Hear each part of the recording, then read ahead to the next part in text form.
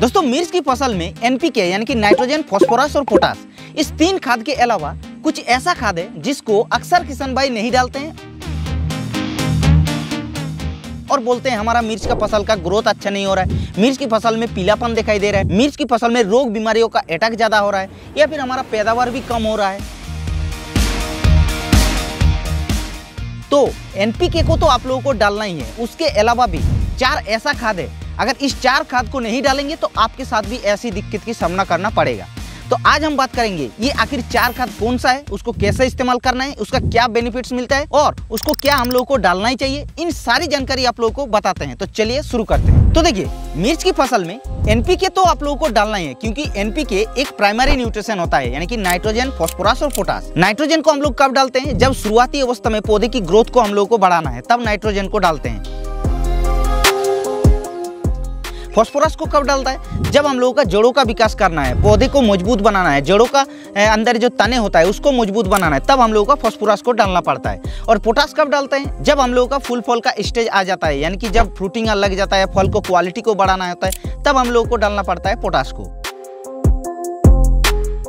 लेकिन क्या आपको पता है कि मिर्च की फसल में इस 3 खाद को डालने से बिल्कुल खत्म नहीं हो, उसके अलावा भी 4 ऐसा खाद है जिसको आप लोगों को डालना ही है, तब जाके मिर्च के फसल में एनपीके को डालने के बाद जो एक्स्ट्रा आप लोगों को पैदावार देगा, जो एक्स्ट्रा आप लोगों का पौधे का ग्रोथ, हरापन सब कुछ देखने को मिलेगा, वही 4 खाद आप लोगों को अभी हम बताने जा रहे हैं। तो चलिए आप लोगों को एक एक करके बताते हैं कि कौन सा खाद है और उसका क्या लाभ मिलता है, कितने मात्रा में इस्तेमाल करना है। नंबर 1 पर जो सबसे पहला खाद होता है वो होता है बायोविटा ग्रेन्यूल्स। जी हाँ, मेरे पीछे आप लोग देख सकते हैं बायोविटा ग्रेन्यूल्स आप लोगों को देखने को मिल रहा है। देखिए बायोविटा ग्रेन्यूल्स एक ऐसा खाद होता है जो कि इसके अंदर एस्कोफाइलम नोडोसम नामक एक समुद्रिक शैवाल से बना हुआ बहुत ही अच्छा एक जैविक खाद होता है। और जब आप लोग मिर्च की फसल में बायोविटा ग्रेन्यूल्स को डालते हैं तो आप लोगों का कुछ अलग ही रूप देखने के लिए मिलता है। क्यों पता है, क्योंकि बायोविटा ग्रेन्यूल्स के अंदर सीड एक्सट्रैक्ट होता है और सीड एक्सट्रैक्ट का ऐसा एक क्षमता होता है, उसके अंदर 70 प्रकार की पोषक तत्व अवेलेबल होता है। यानी कि मिर्च की फसल में नहीं, सिर्फ किसी भी फसल में अगर आप लोग यूज करेंगे तो ये 70 प्रकार की जो पोषक तत्व होता है वो आप लोगों का अवेलेबल होता है। आप अगर बोलेंगे भाई 70 प्रकार की पोषक तत्व ये कैसा है, जी हाँ, मिर्च की फसल हो चाहे कोई भी फसल हो, सभी फसल पर आप लोगों का 17 जो मेजर पोषक तत्व होता है वो तो आप लोगों का जरूरत पड़ता ही है और उसको तो ये भरपूर करेगा। लेकिन उसके अलावा भी कुछ ऐसा न्यूट्रिशन होता है, ऐसा पोषक तत्व होता है जिसको हम लोगों को नहीं पता होता है और वो आप लोगों का जरूरत पड़ता है फसल में, लेकिन बहुत ही कम मात्रा में।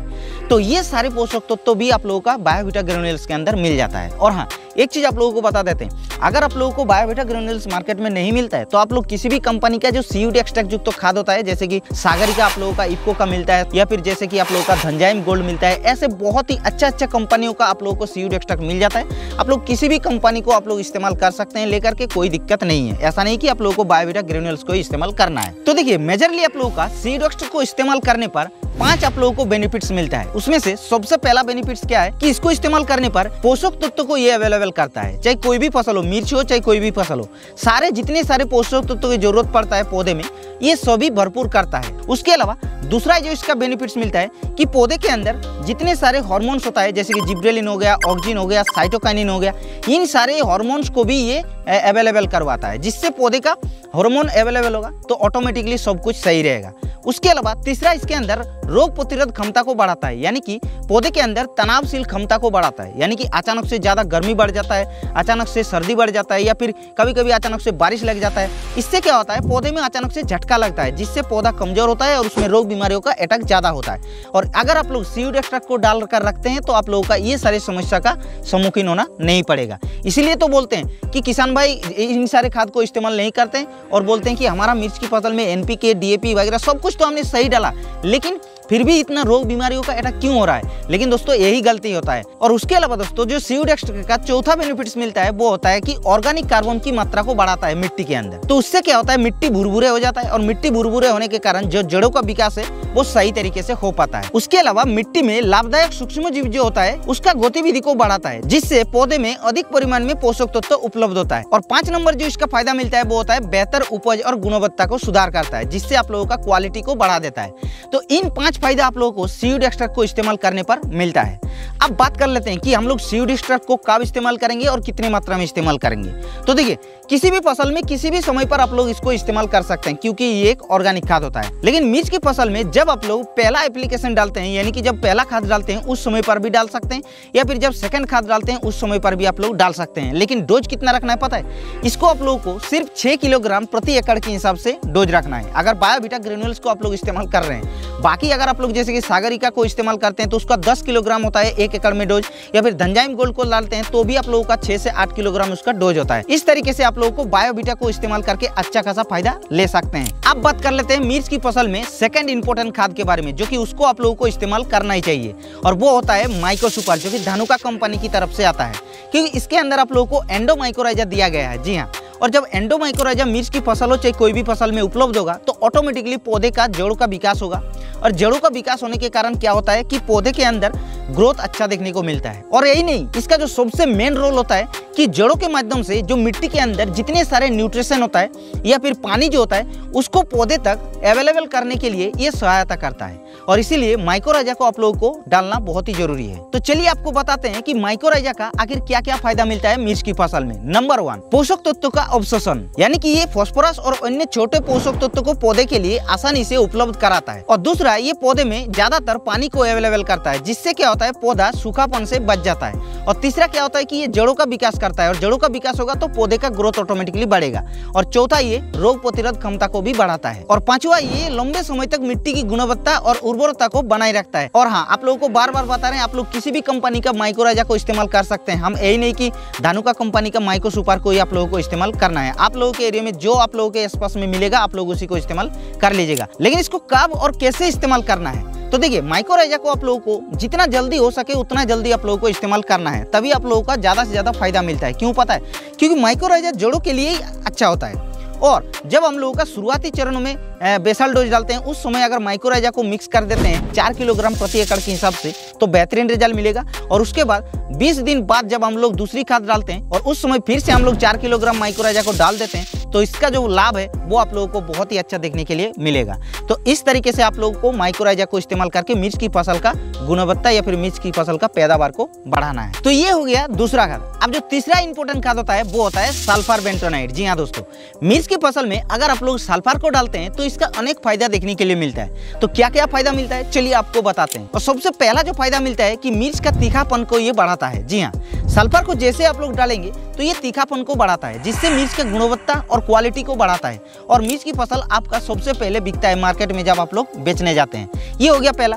दूसरा, ये क्या करता है कि एक सेकेंडरी न्यूट्रिएंट होता है, जिससे क्या होता है पौधे में सेकेंडरी न्यूट्रिशन जब सल्फर उपलब्ध होगा तो ऑटोमेटिकली पौधा हरापन ज्यादा होगा, क्योंकि सल्फर की कमी की वजह से इस तरीके से पीलापन आप लोगों को दिखाई देता है। और अगर आप लोग सल्फर को डाल देते हैं तो आप लोगों का ये समस्या देखने के लिए नहीं मिलता है, बिल्कुल हरा भरा आपका फसल देखने को मिलेगा।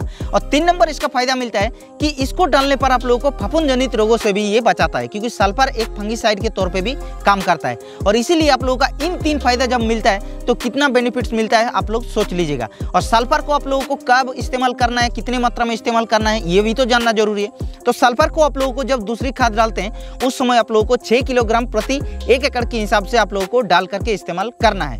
इसका आप लोगों को बहुत ही अच्छा फायदा देखने के लिए मिलेगा। हाँ, लेकिन एक चीज ध्यान रखना है कि इसको बार बार आप लोगों को इस्तेमाल नहीं करना है। 1 से 2 बार जब आप लोग इस्तेमाल कर लेते हैं तो आप लोगों का इस्तेमाल करने का इसका जरूरत नहीं है। और उसके अलावा इसका और एक फायदा मिलता है कि मिट्टी का जो पीएच होता है उसको कम करने के लिए हेल्प करता है, जिससे क्या होता है मिट्टी के अंदर जो एक्स्ट्रा पोषक तत्व होता है जैसे कि फास्फोरस हो गया, जिंक हो गया, आयरन हो गया, इन सारे पोषक तत्वों को पौधे में उपलब्ध करने के लिए ये हेल्प करता है। अब दोस्तों 4 नंबर जो मेजर और इंपोर्टेंट एक खाद होता है जो कि होता है मैग्नीशियम सल्फेट। जी हाँ दोस्तों,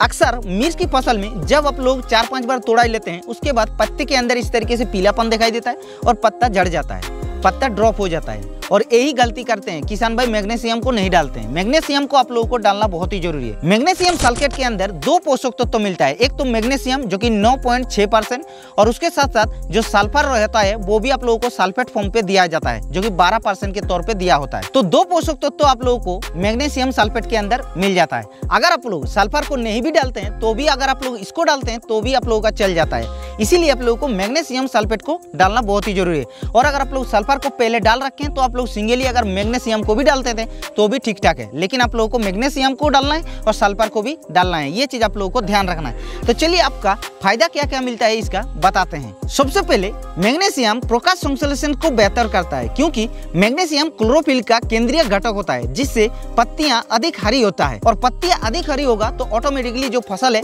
वो अच्छा दिखाई देगा। उसके अलावा दूसरा फायदा मिलता है कि मैग्नीशियम की कमी की वजह से जब बूढ़ापन हो जाता है पौधा तो पत्ती के अंदर इस तरीके से पीलापन दिखाई देता है, और ये पीलापन होता है मैग्नीशियम की कमी की वजह से। और अगर आप लोग मैग्नीशियम को डालते हैं तो ये पीलापन आप लोगों का दिखाई नहीं देगा, और अगर आप लोगों का दिखाई दे भी जाता है तो भी आप लोग उस समय पर भी इसको इस्तेमाल करके उसको कंट्रोल कर सकते हैं। तो ये दो मेजर आप लोगों को मैग्नीशियम का तो फायदा मिलता ही है, और उसके साथ साथ जैसा कि आप लोगों को बता रहे हैं कि इसके अंदर सल्फर भी होता है, तो सल्फर होने के कारण ये तीखापन को भी बढ़ाता है। तो आइए आप जानते हैं कि मैग्नीशियम सल्फेट को हम लोगों को कब डालना होता है और कितनी मात्रा में डालना होता है। तो देखिए, मैग्नीशियम सल्फेट को जब मिर्च का फसल लगभग 35 से 40 दिन का हो जाएगा उस समय पर आप लोग डाल सकते हैं। और उसके अलावा इसका जो डोज रखना है वो 6 किलोग्राम प्रति 1 एकड़ के हिसाब से डोज रखना है। तो इस तरीके से दोस्तों मिर्च की फसल में आप लोग एनपीके यानी कि नाइट्रोजन, फास्फोरस और पोटाश को डालने के साथ साथ इन 4 खाद को अगर आप लोग डालते हैं तो आपका मिर्च का फसल का क्वालिटी को बढ़ा देगा, मिर्च की फसल का पैदावार को भी बढ़ा देगा। इसीलिए आप लोगों को इन 4 खाद को आप लोगों को डालना ही चाहिए। तो ये वीडियो कैसा लगा दोस्तों, आप लोग नीचे एक लाइक करके जरूर बताना।